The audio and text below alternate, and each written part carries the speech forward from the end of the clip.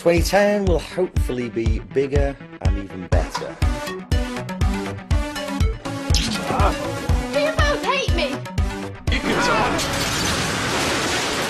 Now, 2009, a fantastic year for the show, a lot of change, but it's been good, and you know, the show's been on fire. We've told some stories of kind of very different natures, brought in some new characters, some new families, building for 2010, so hopefully it's kind of been a year that we can look back on proudly, and say, yep, 2009 was good.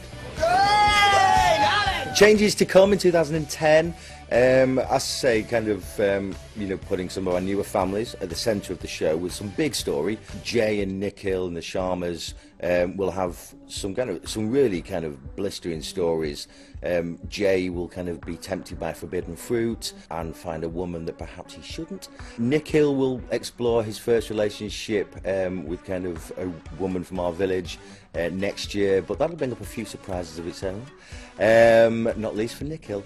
And where else? The Bartons, a great year for them, very different than this year, because you know we've rounded them out, they've earned their place in the show, but you know, again, John will have a little bit of a roving eye at times next year, but they'll also be kind of tested collectively as a family. They've been kind of so enjoyable this year because we've seen how strong they are. That can't last forever, and they'll always be able to kind of come back, hopefully.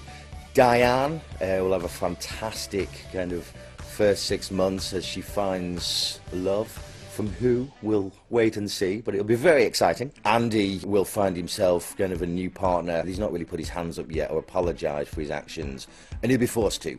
Edna, her house will be fuller than normal, shall we say, and that'll be exciting because it's always kind of great to kind of put someone like Edna kind of at the heart of the show. The King's a very different year. We've seen kind of Carl's dark side, but now we'll kind of round him out again and, you know, kind of revisit some of what Carl was.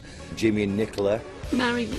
We're just planning their stories for sort of March and April, May. And they're kind of so new and exciting and take them in a really new direction. Elsewhere, a couple of new characters, some visiting in terms of kind of almost, you know, to guest in stories. Maybe a couple of kind of longer stayers, but they'll be earned as always, not just for the sake of it. Zach and Lisa facing kind of some real family tests. Sam and Alina is fab, and obviously kind of gives us a very different take on the Dingles. And Zach's kind of, you know, a true patriarch through all of that.